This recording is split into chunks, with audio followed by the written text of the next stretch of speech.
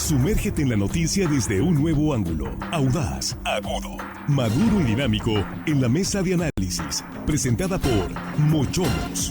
Disfruta de una increíble gastronomía con un excelente servicio. Restaurante Mochomos en Culiacán. Los mejores cortes y mariscos en una sofisticada versión sonorense. Prueba el salmón alcaparrado, pulpo bañado o un exquisito ribeye y más. Restaurante Mochomos. Enrique Sánchez Alonso 2372 Norte en Culiacán. Reserva al 6671-466622.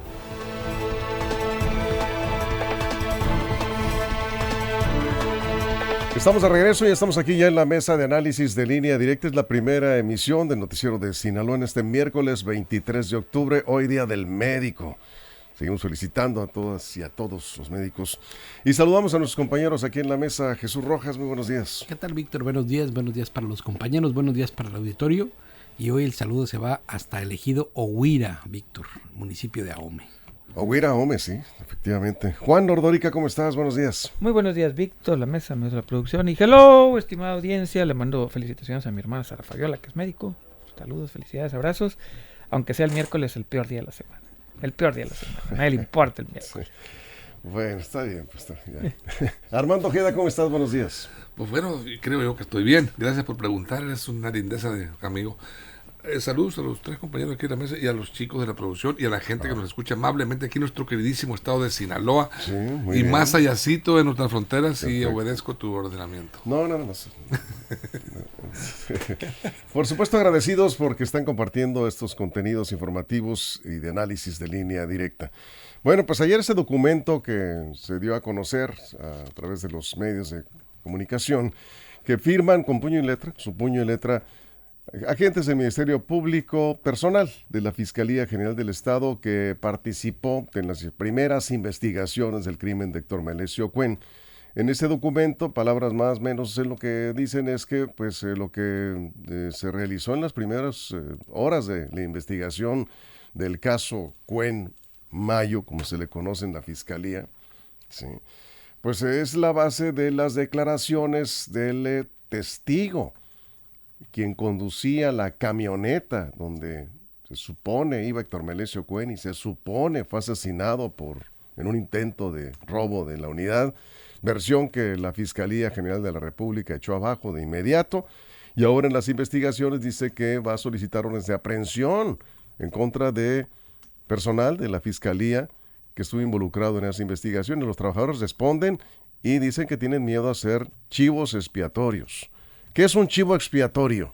Bueno, Jesús, abrimos la mesa. Pues fíjate que un chivo expiatorio es una persona que carga las culpas de alguien en un proceso, sí, para desviar la atención del verdadero culpable, ¿no? Es más o menos como, si se puede tener alguna definición, es más bien esta idea, ¿no?, de culpar a alguien que no cometió de fondo los hechos o que de fondo no tienen culpabilidad en los hechos, para distorsionar la verdad, para ir, encausando culpas a quienes verdaderamente no las tienen, precisamente para los que tienen la culpa, pues salir exonerados, ¿no? Es más o menos por ahí. Uh-huh. Ahora, es que este tema se va a complicar cada vez más, Víctor, porque, a ver, como vimos, y ya tuvimos un programa sobre esto, el Poder Judicial se defendió de los dichos de la Fiscalía General de la República. Cuando dijo la Fiscalía General de la República, no se quisieron dar órdenes de aprehensión como se solicitaron. El Poder Judicial sale hablando y diciendo que en particular había cosas inconsistentes y que por eso no se habían entregado las órdenes de aprehensión. Hoy hay un tercer elemento, que son los elementos de la Fiscalía General del Estado de diferentes áreas, diciendo que no quieren cargar con culpas ajenas. Y entonces, pues ahí se va a estar un tema complicado, porque llegar al fondo de los hechos cada vez va a ser más, más difícil, en tanto que este tema se va enmarañando, se va enredando, se va politizando, hay que decirlo también de esa manera, y en medida de la función que cada uno está desempeñando, pues cada uno quiere salvar la integridad, la honorabilidad de su dependencia o de su institución. Eso va a ser complejo. Los ciudadanos pues están cada vez más incrédulos respecto a la información que se recibe de ese tema en particular, y pues es que al final de cuentas creo que va a ser uno de esos casos irresolubles, como la justicia mexicana tiene. Ya habíamos enumerado en otras mesas varios de esos casos que por su complejidad terminan siendo prácticamente irresolubles. Eso es, Juan. El chivo expiatorio es bíblico, es el pueblo judío ofrecía un chivo a Yahvé para expiar sus pecados, será la ofrenda. Sobre él, cóbrate todo lo que te debemos. Básicamente eso en la Biblia. Y aquí pues es lo que están esperando, es lo que creen ellos los de la Fiscalía, que van a ser los ofrecidos ante el sumo sacerdote de la Fiscalía, Gers Manero. Creen que ellos van a ser los ofrecidos, donde todas las culpas se eximan ahí de los que estuvieron involucrados, y eso es lo que temen.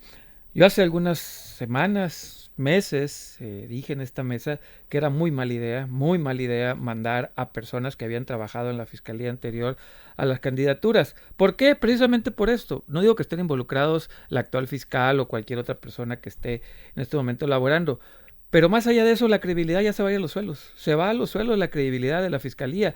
Ya el dejo de duda, lo que quedará, pues ahí está. Entonces, por eso es una mala idea.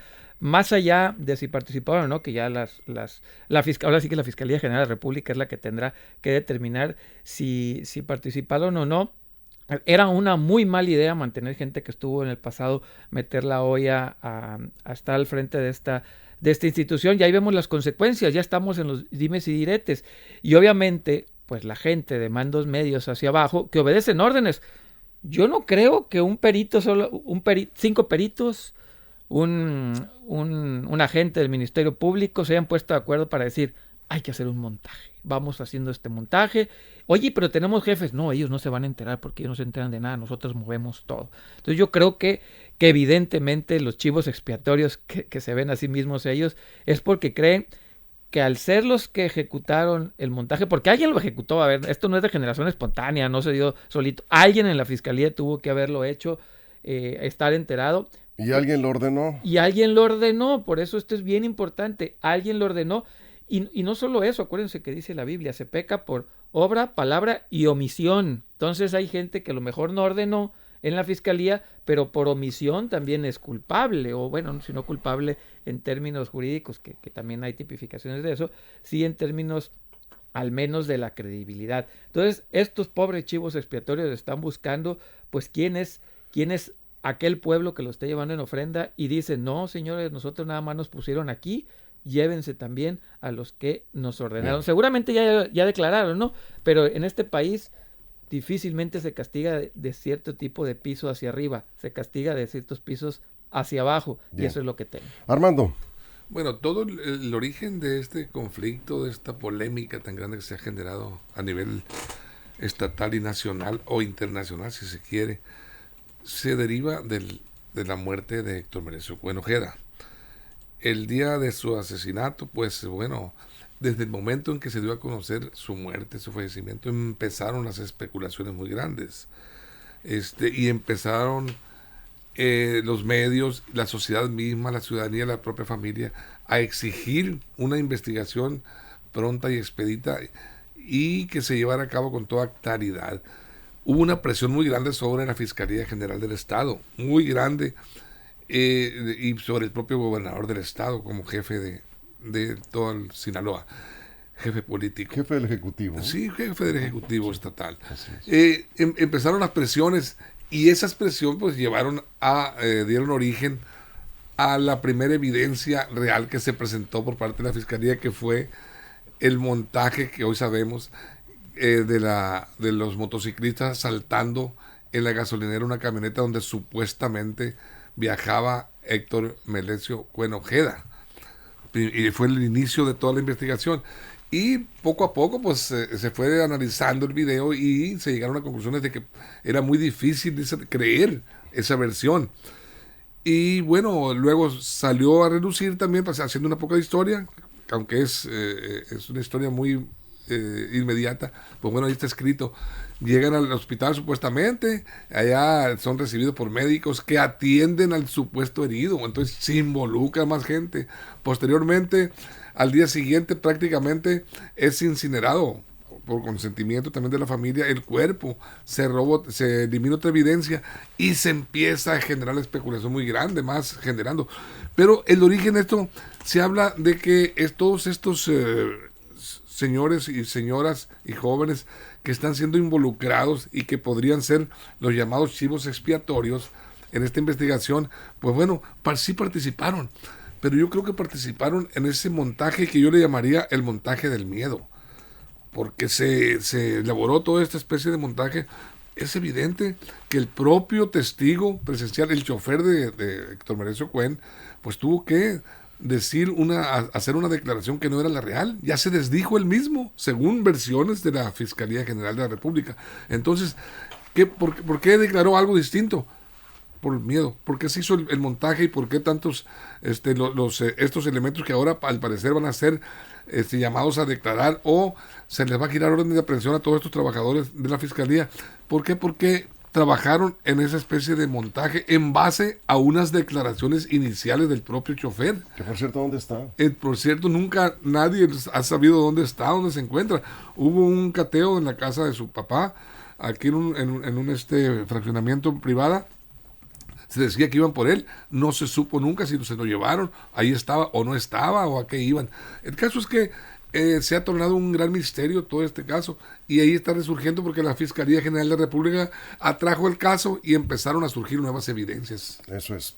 Jesús. Mira, es que si te abstraes o tratas de abstraerte de la situación como tal y tratas de hacer como un análisis objetivo de las cosas, pues es que va a ser bien complejo, en tanto que es una serie de descréditos, ¿no? A ver, la Fiscalía General de la República desacredita la acción, la investigación de la Fiscalía Estatal, ¿no? La Fiscalía Estatal desacredita, o más bien algunos integrantes de la Fiscalía Estatal desacredita los dichos de alguna manera de la Fiscalía General de la República porque no quieren ser chivos expiatorios. El Poder Judicial, a través de los firmantes del comunicado, desacredita la acción de la Fiscalía General de la República, que a su vez, bueno, es que te pones a ver y todo mundo le tira a todo mundo, Víctor. O sea, difícilmente hay una línea que ponga de acuerdo las cosas como van, ¿no? La fiscalía dice una cosa, los jueces dicen otra cosa, los involucrados dicen otra cosa, y esto va a ser pues muy complejo de resolver, porque ¿a quién le vas a creer? Entonces decía yo, si te abstraes de esto y tratas de verlo como por sus partes y no por su complejidad, como se solucionan muchas de las cosas, pues es que vas a tener una dificultad para ver a quién le haces caso, ¿no? O a quién le crees, porque es un tema tan complejo donde la versión de uno termina desmentida por otro y la versión del otro termina cuestionada por otro. Entonces, no sé, por eso creo que penosamente, tristemente y muy acostumbrados a cómo se hacen las cosas en nuestro país, va a terminar siendo un tema tan complejo que por lo complejo va a ser irresoluble. ¿Como cuáles? Pues como todos aquellos magnicidios o asesinatos que han surgido, que han tenido 1 o 20 teorías y que termina siendo nada, como el cardenal Posadas Ocampo, como Colosio y muchísimos otros más, sí, que ya los hemos enumerado más de alguna vez en esta mesa. Y hay un elemento que en todos estos casos que mencionas, Jesús, está presente siempre en estos casos que no han tenido solución, que se enredan ya desde el principio. Estamos viendo todas las características de un caso que no se le ve por dónde lo van a resolver. La Fiscalía General de la República, como bien decías, está señalando a funcionarios y empleados personal pues, de la Fiscalía Estatal. Ya respondió la Fiscalía Estatal, también señaló a un juez, ya el Poder Judicial le aclara a la Fiscalía que son los que retiraron las órdenes de aprehensión porque no estaban bien fundamentadas. Pero entonces pareciera que se está enredando tanto y hay un factor que donde está presente este factor, pareciera que no se aclaran los casos, hablando de crímenes, ¿no? Y es el factor narcotráfico. Donde está presente el narco, difícilmente se aclaran rápido estos casos. ¿Cómo ves, Juan? ¿Saben cómo se resolvería eso? Haciendo las audiencias públicas, como lo hacen en otros casos. Ahí se resolvería todo. ¿Quién tuvo la razón de solicito la orden de aprehensión? ¿Por qué se negó? Tan, nos lavamos la mano todos y sabemos qué es lo que está pasando. Pero pues una vez más, la opacidad. Y otra cosa que sucede, la falta de una consecuencia. Todos estos crímenes que se hablaban, que quedan ahí para el olvido o quedan en la teoría de conspiración, no tienen, al final de cuentas, algún tipo de consecuencia. Tuvo la Ayotzinapa, que ahorita está en la cárcel el señor Murillo Karam, al menos tuvo una consecuencia de eso. Pero fuera de ahí, todo el mundo ahorita está viendo cómo salva su pellejo, ¿eh? Todos, los de la Fiscalía General de la República, los de la Fiscalía Local, los jueces, todos están viendo cómo salvan su pellejo y a ninguno le importa que se llegue a la verdad, ¿no? Realmente están viendo unos políticamente, los de la Fiscalía General de la República, cómo sacan provecho, otros que no lo metan a la cárcel, otros obviamente tienen miedo de las repercusiones que puedan tener con el crimen organizado, otras repercusiones políticas. Todos tienen mucho miedo y están viendo cómo salvar su pellejo. Lo último que traen en la agenda, si es que lo traen, porque algunos ni lo traen, es resolver el caso y tratar de llegar a la verdad. Eso realmente es lo que no está en la mesa. Es un tema que se va a complicar más, yo creo, y lo más triste, y creo que así va a pasar, que no vamos a tener consecuencias con ninguno de estos, ¿no? Ni con el Poder Judicial, ni la Fiscalía General de la República, ni la Fiscalía Local, ni la parte de la política local, ni la parte de la política federal. Nadie tendrá consecuencias de los medios pisos para arriba, ¿no? Porque para abajo, a lo mejor sí llegan los chivitos a hacer... Hablando de chivos expiatorios. Armando. Sí. Mira, yo creo que este caso sí se va a resolver. No coincido con ustedes, con Víctor y Jesús, en el sentido de que va a ser otro Yotzinapa, va a ser otro caso Colosio. Y tú dabas una... Bueno, lo hemos dicho ayer también, antier, que tratamos el tema. Yo creo que tú decías, Víctor, ahorita que donde está involucrado el narco, pues es muy difícil que se resuelvan. Precisamente en este caso, sí está, al parecer, involucrado el narco.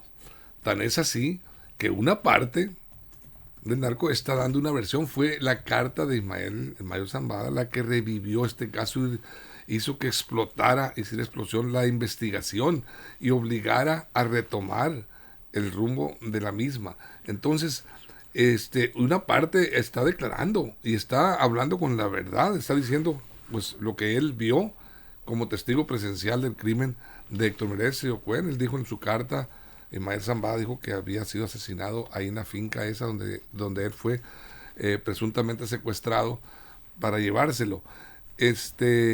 Recordemos que también inicialmente decía que él se había entregado, que estaba negociado, que se había ido por su voluntad. Hubo muchas conjeturas, muchas cosas que se especularon, pero bueno, él sacó esa carta y a raíz de esa carta, en una declaración del propio Ismael Zambada, está declarando que Héctor Melesio fue asesinado ahí mismo, y de ahí evolucionó la investigación y estamos al grado de que el juez está solicitando, el Ministerio Público, la Fiscalía está solicitando órdenes de aprehensión a un juez federal. Entonces sí ha evolucionado y sí ha avanzado esto.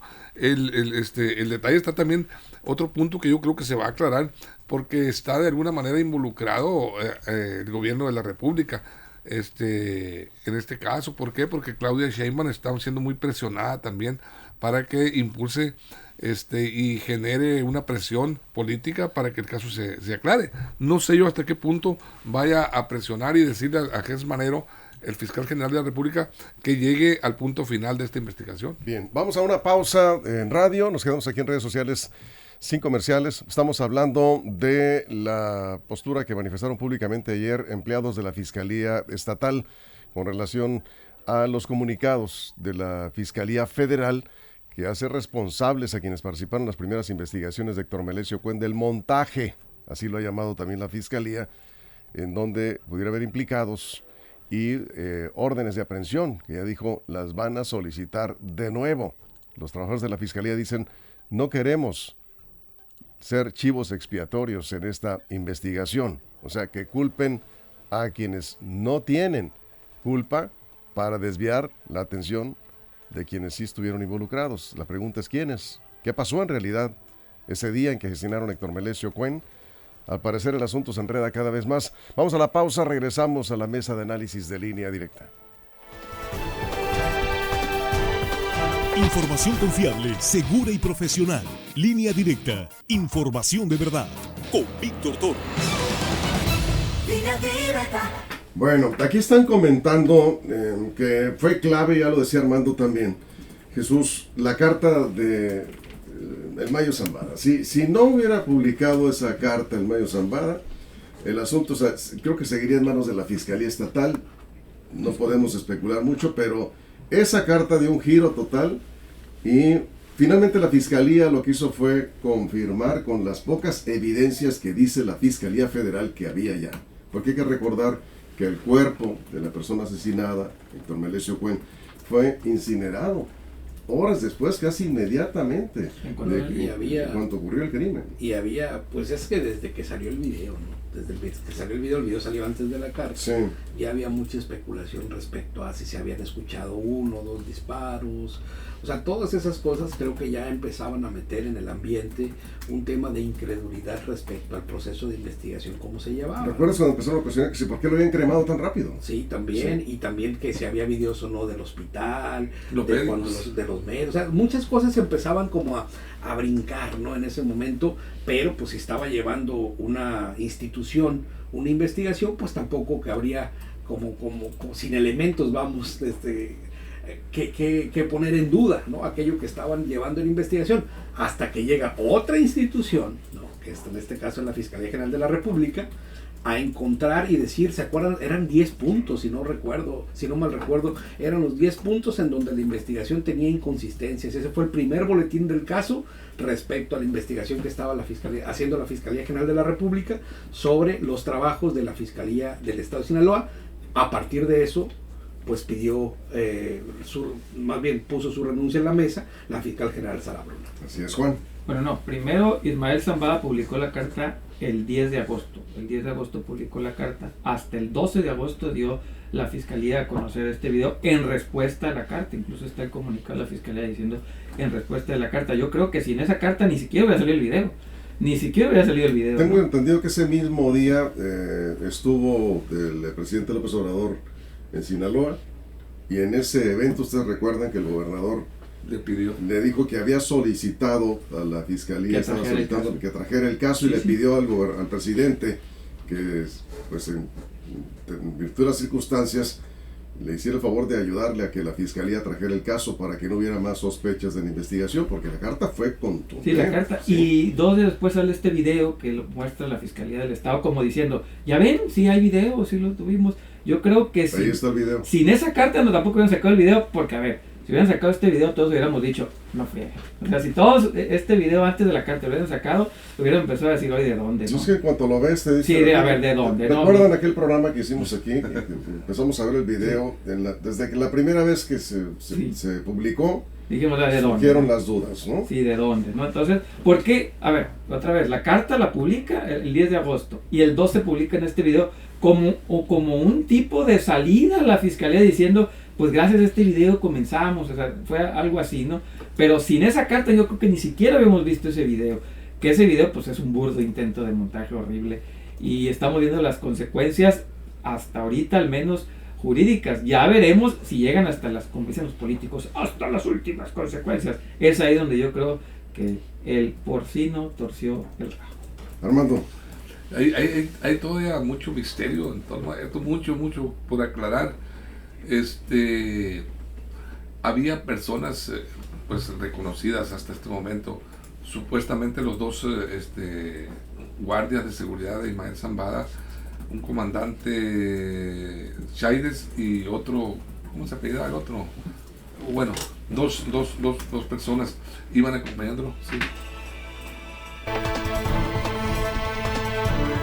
aquí estamos de regreso, estamos en la mesa de análisis de Línea Directa, revisando el contexto en el que aparece este documento firmado, lo vamos a ver de nuevo en pantalla, firmado de puño y letra de personal de la Fiscalía General del Estado, que supongo los que firman pues son los que dan resultados aludidos, probablemente algunos ya presentaron declaración ante la Fiscalía Federal.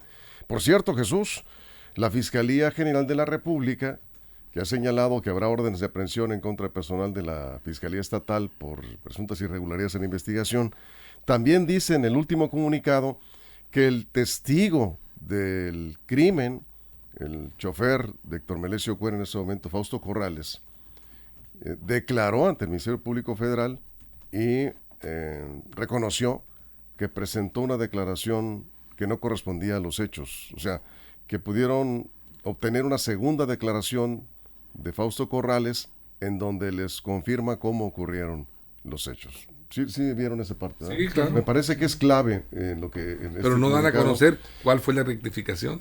No dan a conocer más detalles, ni se da a conocer en qué condición jurídica está Fausto Corrales. Sí. La fiscalía sabe dónde está. Donde declaró la Fiscalía Federal, la Fiscalía General de la República, debe saber dónde se encuentra. Recogió sus nuevos Sí. testimonios. Claro. Recogieron su segunda declaración en donde, pues literalmente, está aceptando que mintió. Y a partir de esa declaración, la Fiscalía Estatal dice que a partir de ahí se generó todo lo demás. Y esa fue la principal línea de investigación que siguieron, aunque la fiscal en ese entonces, Sara Bruna Quiñones, decía que no descartaban otras líneas de investigación, pero se fueron con la versión del testigo. Fíjate que este es un tema complejo, como lo decía, y yo difiero con ustedes cuando dicen que no se esclarecen los temas que están vinculados con el narcotráfico. Cuando te pones a analizar, te das cuenta que no solo los que están vinculados con el narcotráfico no se esclarecen. El caso de José Francisco Ruiz Massieu no se esclareció, quedó pendiente qué iba a pasar con su asesino material, o más bien el intelectual de este personaje. Si recuerdas bien el caso, perdón. Sí. Sí, también había el elemento Lo narcotráfico ahí, mencionaron sí, como parte de las sí. investigaciones, pero al final se supo que era un tema político, que era un tema de discusión política. Digamos como que de narcopolítica, el caso, porque el caso Colosio, por Sí, nada más, ejemplo. El caso de Paco Stanley. No, pero espérame, nada más en el caso de Ruiz Massieu. Es otro. El autor supuestamente material del asesinato, después se descubrió que tenía nexos con un grupo de narcotráfico. Había una línea de investigación en donde había un problema con un asunto en Acapulco, donde un hombre poderoso al interior del PRI había ordenado esa ejecución, más bien por otro tema. El caso Colosio, el caso Paulet, el caso Repsamen, el caso Acteal, son casos que no tienen un vínculo directo con el tema del crimen organizado, pero que también quedaron inconclusos por el tema de investigación. En el Colosio también dijeron y en algún momento quisieron involucrar alguna célula del crimen organizado, cuando se sabe evidentemente que es un tema político. Pues el caso Paulet, ahí sí, el caso Repsamen, es decir, sí, no todo. A ver, la investigación, el proceso de investigación en México, cuando se complejizan los temas, cuando se llevan a la máxima exhibición pública, se vuelven sumamente complicados, se politizan, por supuesto, y están todo el mundo queriendo pues meter mano en este tema. Máxime cuando hay otros elementos, pues, pero lo que quería yo comentar en la mesa es eso. No solamente cuando se involucra de alguna u otra manera el crimen organizado no hay respuesta, sino más bien en México como tal, los grandes casos del país terminan sin resolución, porque eso implica siempre un asunto político, un asunto de digamos, como de competencias. Eso es Juan. Bueno, a ver, es que en este país, olvídense si es grandote, chiquito, solamente el 4% de las investigaciones de la fiscalía llegan ante un juez. Entonces olvídense si es político, narco, lo que sea.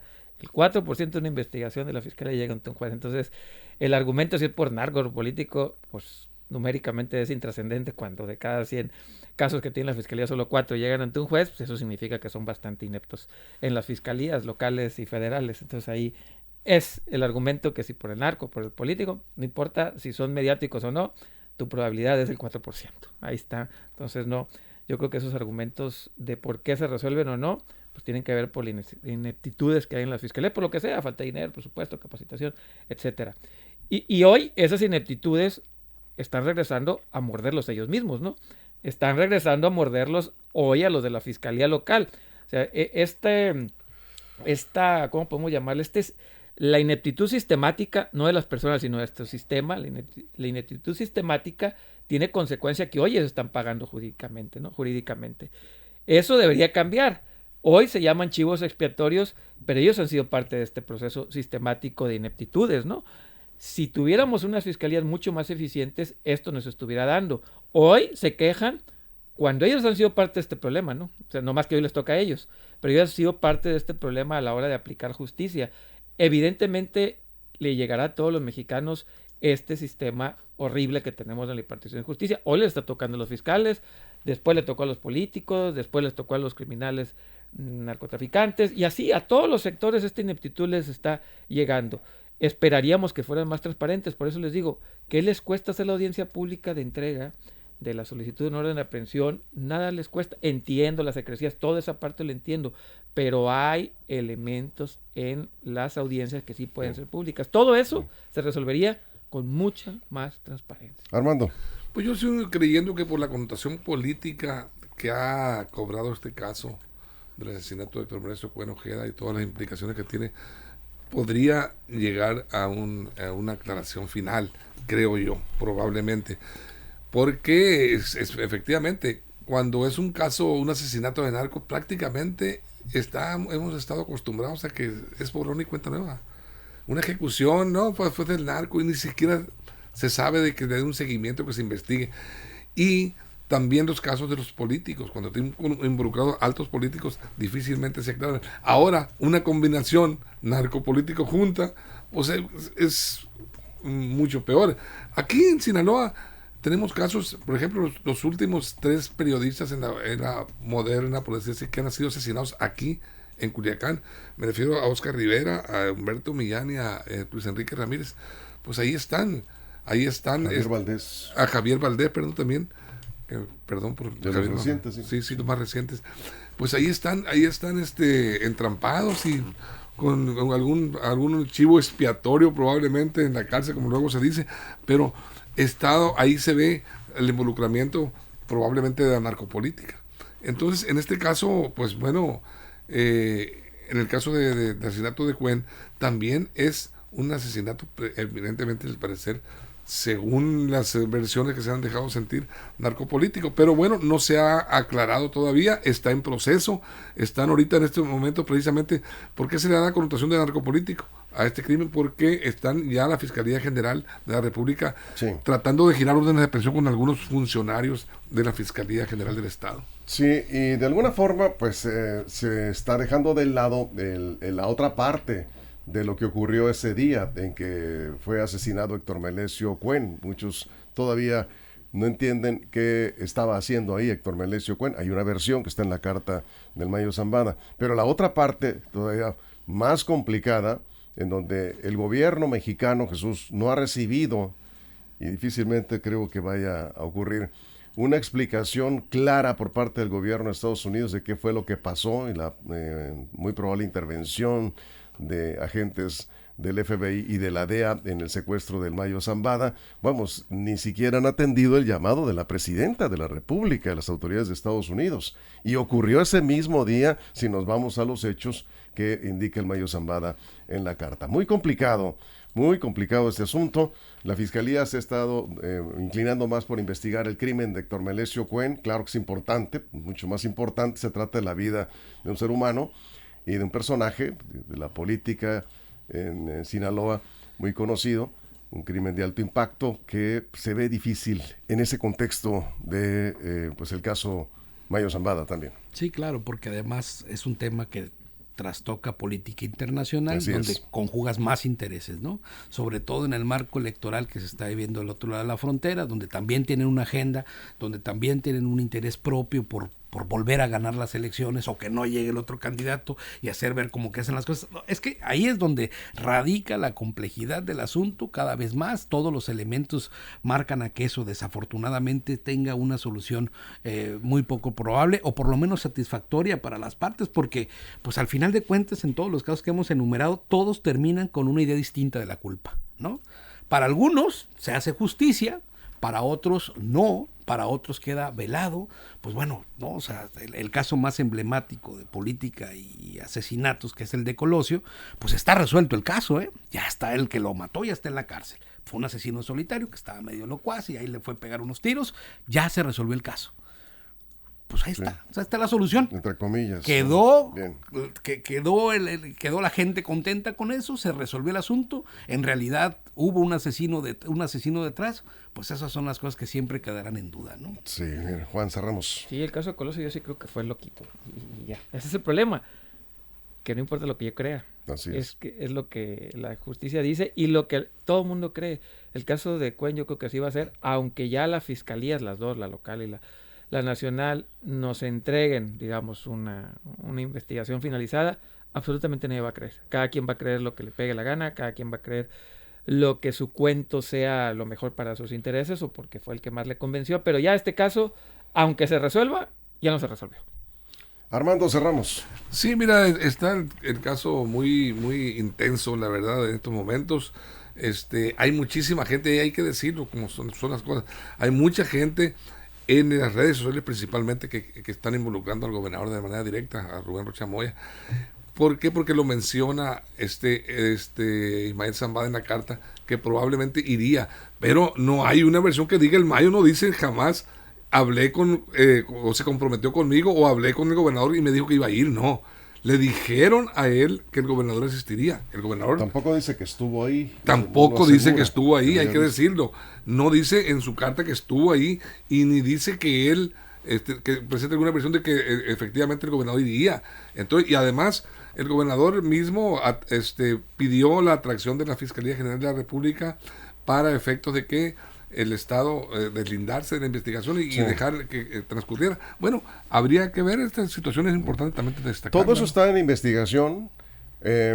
Van a seguir seguramente con cartitas, Fiscalía Federal, Fiscalía Estatal, el Poder Judicial, cuando haya que aclarar, pues ya nos dimos cuenta que también no se va a quedar callado. Chivos van, chivos vienen. Bueno, pues, acusaciones van y vienen, chivos expiatorios. Va a continuar todo esto, ¿sí? Nosotros vamos a estar revisando, digamos, periódicamente este caso. Esperemos que se resuelva, ¿no? Y cada quien tendrá sus conclusiones, ¿no? Respetables formas de Sí. opinar, respetables formas de ver. Pues a ver en qué termina todo esto. Sabremos algún día la verdad en torno al crimen de Héctor Melesio Cuen. Sabremos la verdad. Cualquier cosa puede pasar en estas circunstancias. No hay verdad, hay versiones de la verdad. Pues sí, ahora sí que pues la verdad No hay versiones de la verdad. La verdad depende de cómo la Sí, interprete entonces- cada quien, tienes razón. Pero la verdad Solamente es- los que estuvieron ahí. la saben los que estuvieron Y ahí. nada más. Y la pregunta es cuántos de los que estuvieron ahí estarán vivos, ¿no? Bueno, ahí la Ahí está el dejamos. chofer, que está pendiente. Ahí la dejamos, ¿no? Sí, pendiente, muy pendiente de la situación de Fausto Corrales. ¿Dónde está? La fiscalía Fausto sabe. Ahí está una Corrales, sí. gran parte de la verdad. Ahí está un eslabón importante en la investigación, ya lo dijo la propia Fiscalía General de la República. Nos estamos remitiendo estrictamente a los comunicados oficiales. Les recomiendo Sí. la película Sí. Último Duelo para que entiendan las versiones de la verdad.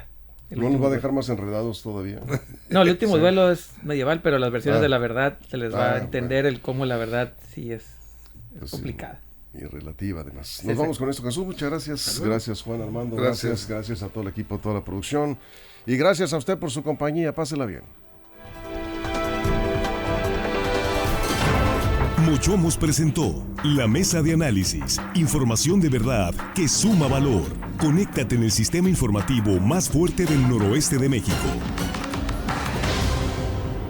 Mantente informado. Recuerda darle like a esta noticia, suscribirte a Línea Directa y activar la campanita para recibir la información al momento en tus dispositivos.